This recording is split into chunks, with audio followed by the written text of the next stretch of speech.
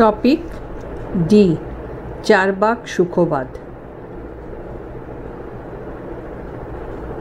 ব্র্যাকেটে চারবাকা হেডোনিজম, পৃষ্ঠা 215। বিষয় সংক্ষেপ। সুখের ভিত্তিতে সুখবাদ।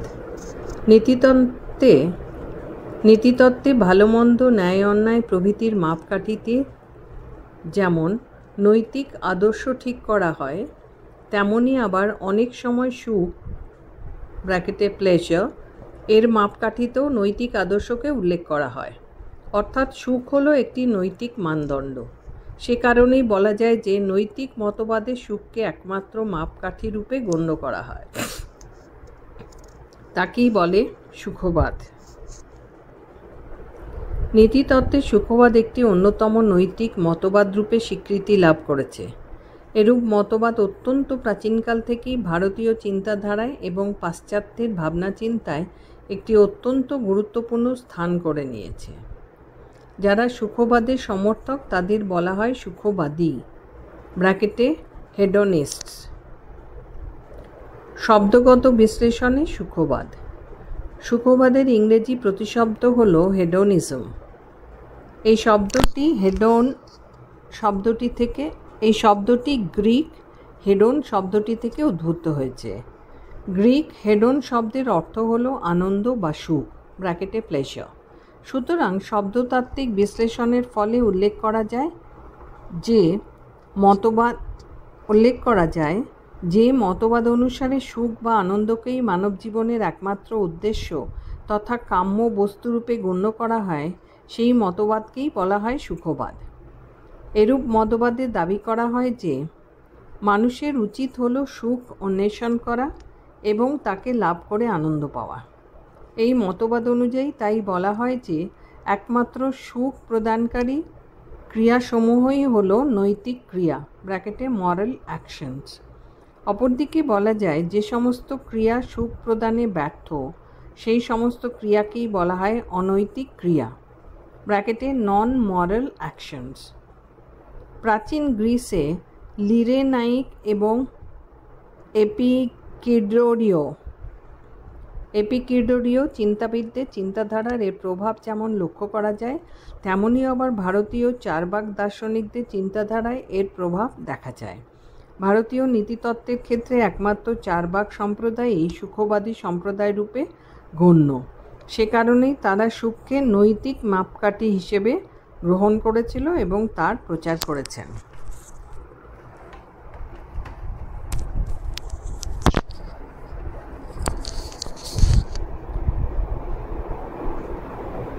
আত্মসুখবাদী রূপে চারবাক সম্প্রদায়। সুখ চাওয়া বা লাভ করা হলো মানব জীবনের এক স্বাভাবিক প্রবণতা। অধিকাংশ সময়ই মানুষ শুধু নিজের সুখ কামনা করে, অপরের সুখ নয়।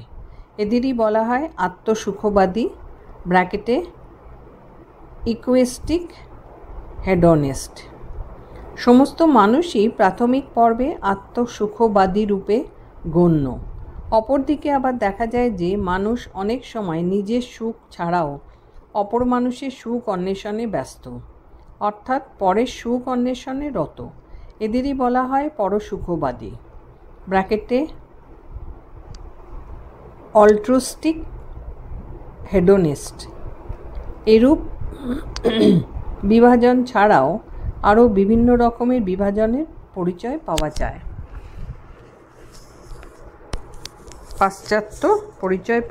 পাশ্চাত্য নীতিতত্ত্বে। ভারতীয় নীতিতত্ত্বে চারবাকগণ যে প্রকার সুখবাদের প্রচার ও প্রসার ঘটিয়েছেন তা হল আত্মসুখবাদী নীতিতত্ত্ব।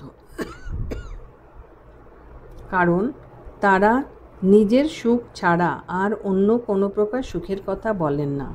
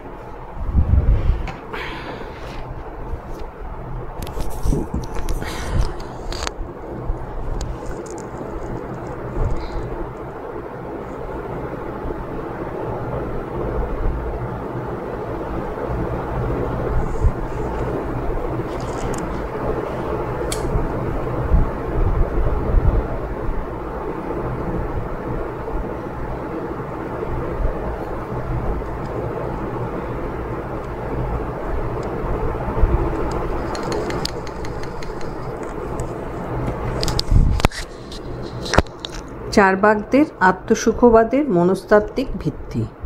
চার্বাকদের আত্মসুখবাদের মূলে রয়েছে এক মনস্তাত্ত্বিক ভিত্তি এবং তা হলো সুখের অনুভূতি। কারণ সুখের কোনো অনুভূতি যদি না থাকে তাহলে মানুষ কখনোই সুখের অন্বেষণ করে না। এরূপ অনুভূতি সুখ এবং ইন্দ্রিয়গ্রাহ্য উপভোগ্য বিষয়রূপে গণ্য হয় এবং বিভিন্ন রকম সুখ অন্বেষণ করার চেষ্টা করে। সে কারণেই বলা যায় যে কোনো বিষয় বা বস্তু আমাদের কাছে কাম্য এ কারণেই যে তা সুখ আনয়ন করতে পারে বা সুখ উৎপাদন করতে পারে। মানুষ তাই এই বিষয়গুলিকেই কামনা করে এজন্যই যে এগুলির পেছনে সুখের অনুভূতি আছে এবং আমরা সেই অনুভূতি লাভ করতে চাই।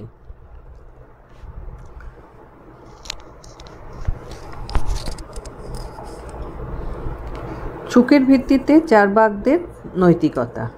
চার্বাকগণ অবশ্যই সুখের পরিমাণগত বিষয়ের উল্লেখ করলেও সুখের গুণগত বিষয়ের কথা বলেননি। সে কারণেই তারা শুধু ইন্দ্রিয় সুখের কথাই বলেছেন। তারা বলেন অধিক পরিমাণে সুখ ভোগ করাই হলো নৈতিক বিষয়, আর তা না করাই হলো অনৈতিক। আবার বলা যায় যে অধিক পরিমাণে সুখভোগের চেষ্টা না করাও হলো এক অনৈতিক বিষয়। একইভাবে বলা যায় যে অপরিহার্য দুঃখের পরিমাণ বৃদ্ধি করাও কোনো নৈতিক বিষয় নয়, এ হলো একেবারেই অনৈতিক। সুতরাং দেখা যায় যে সুখই হলো নৈতিকতার একমাত্র মাপকাঠি এবং প্রত্যেকটি মানুষেরই তা একান্তভাবে মেনে চলা উচিত। ভবিষ্যৎ জীবনের সুখের প্রত্যাশায় যারা বর্তমান সুখ পরিহার করেন তারা হলেন অজ্ঞ মূর্খ ব্যক্তি। সুখবাদের পরিপ্রেক্ষিতে চার্বাকদের নির্দেশ। পরিশেষে উল্লেখ করা যায় যে চার্বাক সুখবাদ যেহেতু ইন্দ্রিয় বা দেহকেন্দ্রিক, সেই হেতু তারা কখনোই পরসুখবাদের কথা বলেন না। আমাদের উচিত কর্ম হলো যতটা পারি আত্মসুখ ভোগ করা, অপরের সুখের কথা চিন্তা করা তাই একেবারেই নিরর্থক। আত্মসুখই হলো একমাত্র জীবনের আদর্শ এবং এটাই হলো শেষ কথা। সুখের গুণগত ভেদ, পরসুখের বিষয় এবং ভবিষ্যতের জন্য সঞ্চিত সুখের কথা শুধু মূর্খরাই করে থাকেন, বিদ্বানরা নন। ভবিষ্যতে সঞ্চিত সুখের প্রতি কটাক্ষ করে তাই চার্বাকরা নির্দেশ দিয়েছেন, যাবৎ জীবেত সুখম জীবেত, ঋণং কৃত্বা ঘৃতং পিবেত।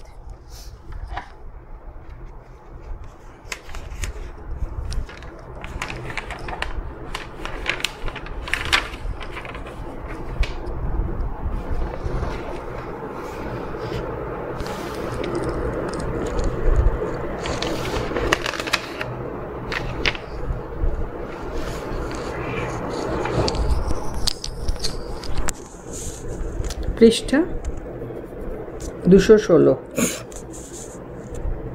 দীর্ঘ উত্তরভিত্তিক প্রশ্নাবলী। মার্কস 6। প্রশ্ন 1। চার্বাকদের সুখবাদের বিরুদ্ধে আপত্তিগুলি কী? উত্তর। চার্বাকদের সুখবাদের বিরুদ্ধে আপত্তি। দর্শন তত্ত্বের ক্ষেত্রে চার্বাকগণ যে সুখবাদের অবতরণ করেছেন তা ভারতীয় দর্শনের সমস্ত সম্প্রদায় কর্তৃক অত্যন্ত কঠোরভাবে সমালোচিত হয়েছে। চার্বাক সম্প্রদায় ছাড়া ভারতীয় দর্শনে আর যে সমস্ত সম্প্রদায়গুলির পরিচয় পাওয়া যায় তাদের সবগুলি চার্বাকদের সমালোচনা করেছে। এই সমস্ত সমালোচনাগুলি হল: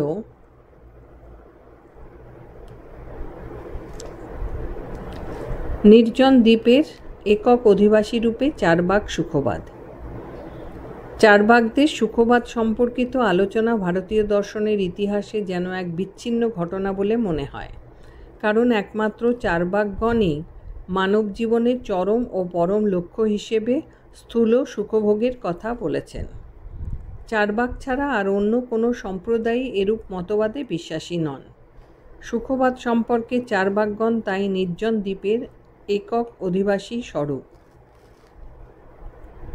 দুঃখ সম্পৃক্ত সুখে সন্দেহ। চার্বাকগণ দাবি করেছেন যে সুখ হলো সর্বসময় দুঃখ সম্পৃক্ত, অর্থাৎ সুখের মধ্যেই দুঃখ নিহিত আছে। বুদ্ধিমান ব্যক্তিরা দুঃখকে পরিহার করে সুখ লাভ করে থাকেন, কিন্তু এ সম্পর্কে ন্যায়বর্তিক টিকায় উদ্যোতকর উল্লেখ করেছেন যে সুখ সবসময় দুঃখ সম্পৃক্ত কিনা তা নিয়ে সন্দেহের অবকাশ আছে। তিনি বলেন সুখ স্বরূপতই সুখ রূপে গণ্য, কারণ তা প্রত্যেকেই অনুভব করতে সক্ষম।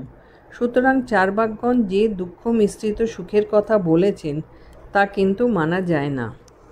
অবশ্য বিশুদ্ধ সুখের কথা যে বলা হয় তাও তিনি অস্বীকার করেছেন। ধর্মের ব্যাখ্যায় অচল অবস্থায় চার্বাক সুখবাদ। মীমাংসা দর্শনের কুমারিল ভাট্ট তার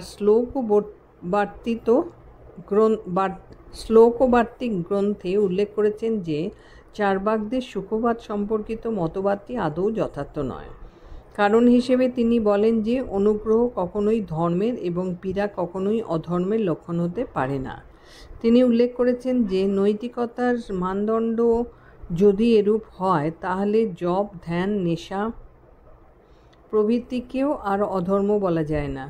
তাছাড়াও বলা যায় যে ইন্দ্রিয় সুখের দ্বারাই যদি ধর্ম অর্জিত হয় তাহলে কাম বা ক্রোশবশত গুরুপত্নীর প্রতি অভিগমনও ধর্মরূপে বিবেচিত হয়, কিন্তু তা কখনোই যথার্থ নয়।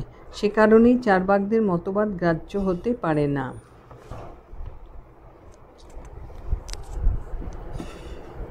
দুঃখের আত্যন্তিক নিবৃত্তিতে চার্বাক সুখবাদ অচল।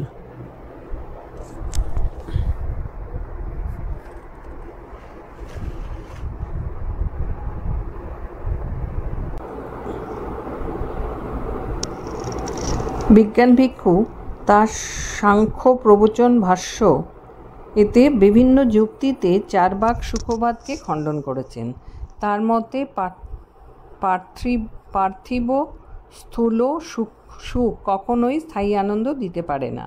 আবার পার্থিব সুখের দ্বারা যে সমস্ত আনন্দ লাভ করা যায় সেগুলিও কিন্তু কালের বিবর্তনে ক্ষয়প্রাপ্ত হয়। অর্থাৎ বলা যায় যে জাগতিক বা পার্থিব সুখের দ্বারা কখনোই দুঃখের আত্মান্তিক নিবৃত্তি ঘটে না। ঘুরে ফিরে সেই আবার দুঃখের আবর্তেই আবর্তিত হতে হয়। সুতরাং সুখবাদ সম্পর্কিত চার্বাকদের মতটি কখনোই গ্রহণযোগ্য হতে পারে না। মোক্ষের অস্বীকৃতিতে চার্বাক সুখবাদ। উল্লেখ করা যায় যে চার্বাকদের কাছে মোক্ষের কোনো গুরুত্বই নেই, কারণ তারা স্থূল সুখবাদের মতো বিষয়টিকে স্বীকার করে নিয়েছেন এবং সুখের বিষয়গুলিকেই এ জীবনে ভোগ করার কথা বলেছেন। পরজন্মের বিষয়ে চার্বাকরা নাস্তিক বলে মোক্ষের প্রশ্নগুলি এখানে অবান্তর হয়েছে। মোক্ষ নামক চরম ও পরম পুরুষার্থকে তারা অস্বীকার করেছেন। স্থূল ইন্দ্রিয় সুখকে তারা চরম পুরুষার্থ রূপে গণ্য করায় শুধু কামের বিষয়টি এখানে স্বীকৃতি লাভ করেছে এবং মোক্ষের ধারণাটি বর্জিত হয়েছে। এর ফলে চার্বাকদের সুখবাদ একটি অত্যন্ত সংকীর্ণ মতবাদে পরিণত হয়েছে। প্রশ্ন 2, মোক্ষ সম্পর্কে চার্বাকদের অভিমত ব্যক্ত করো। উত্তর: মোক্ষ সম্পর্কে চার্বাকদের অভিমত। মোক্ষের ধারণা। মোক্ষ হল ভারতীয় দর্শনের একটি অত্যন্ত গুরুত্বপূর্ণ মৌল ধারণা। পুরুষ তথা আত্মার কাম্য বস্তুকে বলা হয় পুরুষার্থ। ভারতীয় দর্শনে প্রথম দিকে ধর্ম, অর্থ এবং কাম এই তিনটিকে পুরুষার্থে স্বীকার করা হয়েছে। এই তিনটি পুরুষার্থকে একসঙ্গে বলা হয় ত্রিবর্ণ। কিন্তু এরপর ওই তিনটি পুরুষার্থের সঙ্গে মোক্ষকে যুক্ত করা হয়েছে। এর ফলে মোট 4টি পুরুষার্থ স্বীকৃত হয়েছে। এই 4টি পুরুষার্থকে একসঙ্গে বলা হয় চতুর্বর্গ। ভারতীয় চিন্তাধারায় মোক্ষই হলো সর্বশ্রেষ্ঠ পুরুষার্থ, কিন্তু চার্বাকগণ মোক্ষকে স্বীকার করেন না। মোক্ষের স্বরূপ। মোক্ষের অর্থ হলো দুঃখের আত্যন্তিক নিবৃত্তি। আসক্তিজনিত কর্মের জন্যই মানুষ সংসার বন্ধনে আবদ্ধ হয় এবং দুঃখের আবর্তে আবর্তিত হয়। অবিদ্যাই হল দুঃখের মূল কারণ। অবিদ্যা দূর হলে মানুষের তত্ত্বজ্ঞান হয় এবং তার ফলেই মানুষ দুঃখ থেকে মুক্তি লাভ করে। মোক্ষকে ভারতীয় দর্শনের বিভিন্ন সম্প্রদায়ে মুক্তি, নিঃশ্রেয়স, নির্বাণ, অপবর্গ প্রভৃতি নামে উল্লেখ করা হয়েছে। এই মোক্ষলাভই হল জীবের পরম ও চরম কাম্যবস্তু। চরম পুরুষার্থরূপ মোক্ষের অস্বীকৃতি। চার্বাকগণ মোক্ষের ধারণাকে মানেন না। তাদের মতে যেহেতু দেহাতিরিক্ত চিরন্তন আত্মার কোনো অস্তিত্বই নেই, সে কারণে মোক্ষের ধারণাটি একেবারেই নিরর্থক। মোক্ষের মতো তারা ধর্মকেও পুরুষার্থরূপে স্বীকার করে না। তাদের মতে কামই চরম পুরুষার্থ এবং অর্থ হল তার সহযোগী মাত্র। এ কারণেই মুখ্য বা চরম পুরুষার্থ হল কাম এবং গৌণ পুরুষার্থ হল অর্থ।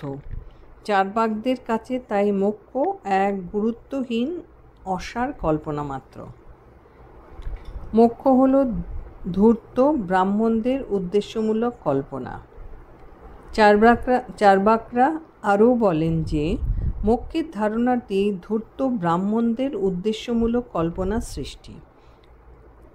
এটি হল সরলমতি সাধারণ মানুষকে ঠকানোর জন্য ব্রাহ্মণদের এক কার্যকরী পদ্ধতি। মোক্ষ প্রত্যক্ষযোগ্য নয় এবং সে কারণেই তা অবাস্তব। মৃত্যুই প্রত্যক্ষযোগ্য এবং সে কারণেই তা বাস্তব। সুতরাং চার্বাক মতে মোক্ষের ধারণাটি এক অলীক কল্পনা মাত্র।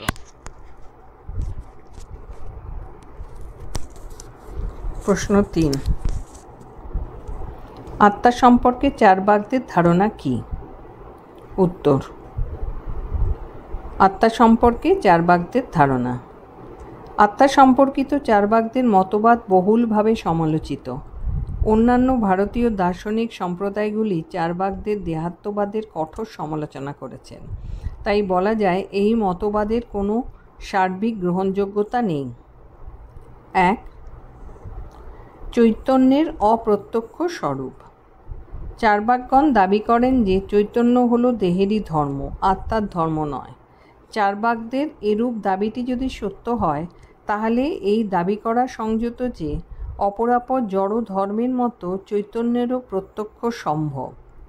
কিন্তু চৈতন্যের বাহ্য প্রত্যক্ষ যেহেতু সম্ভব নয়, সে কারণে চৈতন্যকে দেহের গুণ বলে দাবি করা যায় না। চৈতন্য তাই অবশ্যই দেহাতিরিক্ত আত্মার ধর্মরূপে গণ্য। 2. বিভিন্ন অঙ্গ চেতনার অনুপস্থিতি। আবার চৈতন্য যদি দেহের ধর্ম হয়, তাহলে দেহের বিভিন্ন অংশে বিভিন্ন ধরনের চেতনা থাকত। তাহলে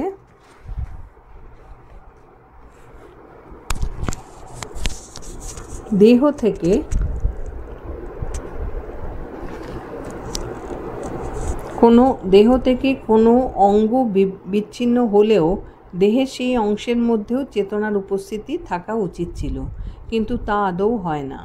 সুতরাং চৈতন্য যে দেহেরই গুণ, চার্বাকদের এরূপ দাবিটি সঙ্গত নয়।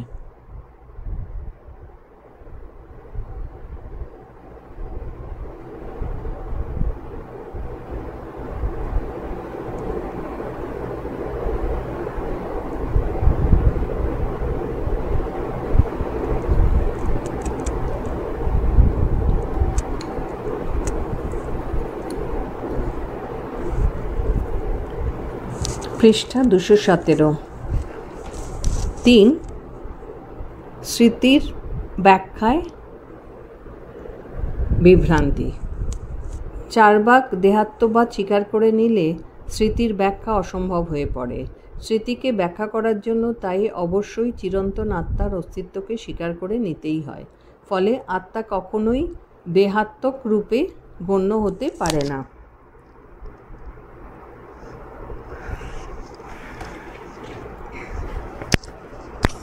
4.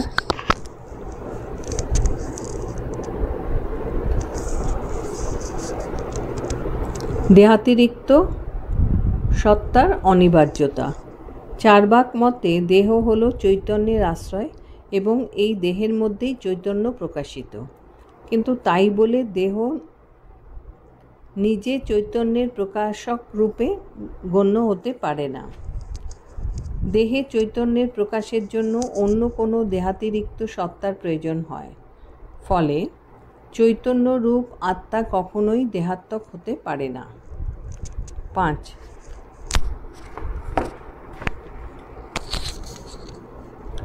মোক্ষর ধারণার সঙ্গে অসঙ্গতি। মোক্ষ বা মুক্তি বলে যদি কিছু স্বীকৃত হয়, তবে তার জন্য দেহাতিরিক্ত আত্মার অস্তিত্বকে স্বীকার করে নিতেই হয়, কারণ মোক্ষ এক জন্মেও হতে পারে, আবার তা পরজন্মেও হতে পারে। সে কারণেই দাবি করা সঙ্গত যে আত্মা কখনোই দেহাত্মক রূপে গণ্য হতে পারে না।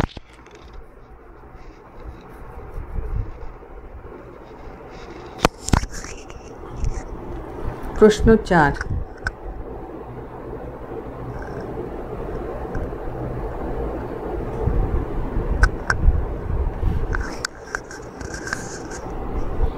আস্তিক ও নাস্তিক দর্শনের পার্থক্য কী? ভারতীয় দার্শনিক সম্প্রদায়গুলির কোনগুলি নাস্তিক এবং কোনগুলি আস্তিক? উত্তর। আস্তিক ও নাস্তিক দর্শনের পার্থক্য। আস্তিক ও নাস্তিকের ধারণা। ভারতীয় দর্শনের বিভিন্ন সম্প্রদায়কে মূলত দুটি শ্রেণীতে বিভক্ত করা হয়। এই দুটি শ্রেণীর একটি হল আস্তিক সম্প্রদায়, থিয়েস্ট, এবং অপরটি হল নাস্তিক সম্প্রদায়, অ্যাথিস্ট। সাধারণ অর্থে আস্তিক বলতে বোঝায় তাদের যারা ঈশ্বরে বিশ্বাসী, আর নাস্তিক বলতে বোঝায় তাদের যারা ঈশ্বরে অবিশ্বাসী। কিন্তু ভারতীয় দর্শনে আস্তিক এবং নাস্তিক শব্দ দুটিকে কখনোই সাধারণ অর্থে ব্যবহার করা হয়নি। একটি বিশেষ অর্থে শব্দ দুটিকে ব্যবহার করা হয়েছে। এই বিশেষ অর্থটি হল, যারা বেদের প্রামাণ্যে বিশ্বাসী তারাই হলেন আস্তিক, আর যারা বেদের প্রামাণ্যে বিশ্বাসী নন তারাই হলেন নাস্তিক। নাস্তিক সম্প্রদায়গুলিকে আবার চরমপন্থী ও নরমপন্থী এই দুই ভাগে ভাগ করা যায়। চরমপন্থী নাস্তিক রূপে উল্লেখ করা যায় চার্বাক দর্শনকে, এবং নরমপন্থী নাস্তিক রূপে উল্লেখ করা যায় বৌদ্ধ জৈন দর্শনকে। বিষয়টি ছকের সাহায্যে দেখানো হলো।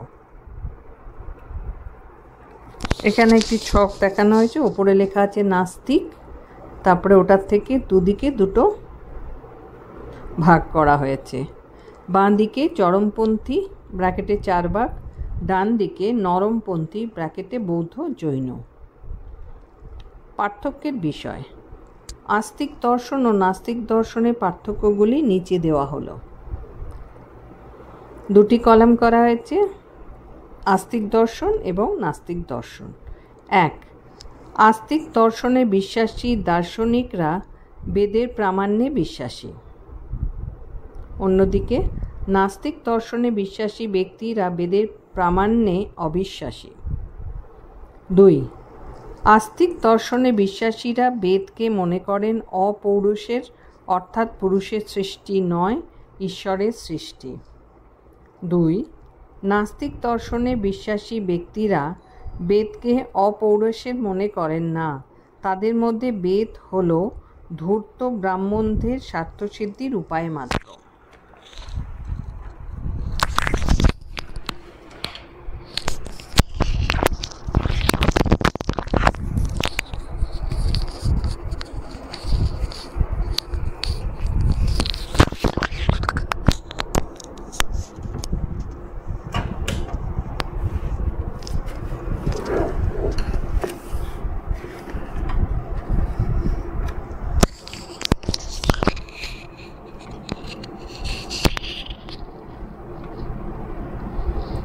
ভারতীয় দর্শনে আস্তিক ও নাস্তিক সম্প্রদায়।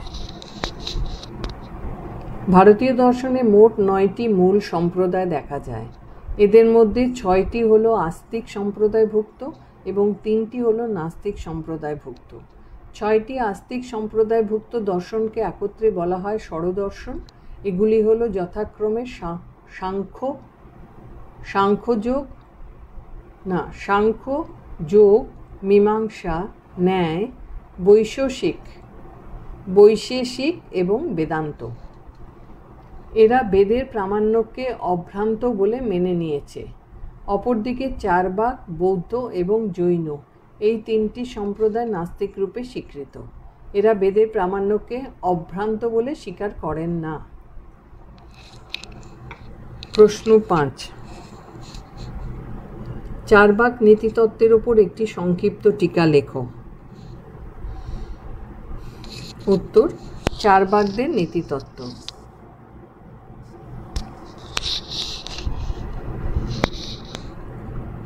সুখবাদী জীবন নীতি।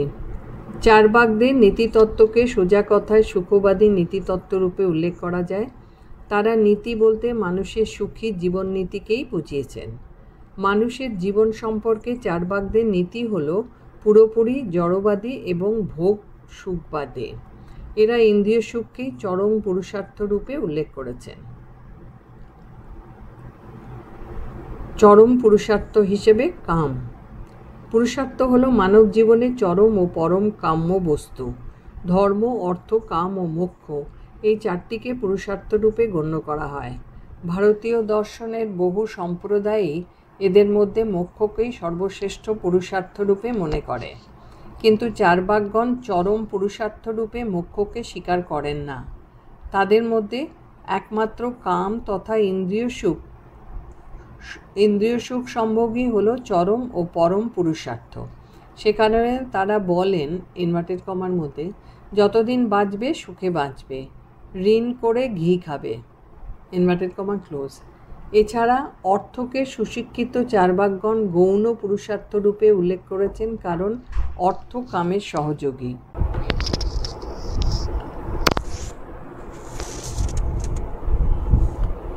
মোক্ষের ধারণায় অবিশ্বাস। চারবাকগণ আরও বলেন যে মোক্ষের ধারণা অলীক কল্পনা মাত্র, কারণ তারা নিত্য আত্মাকে স্বীকার করেন না।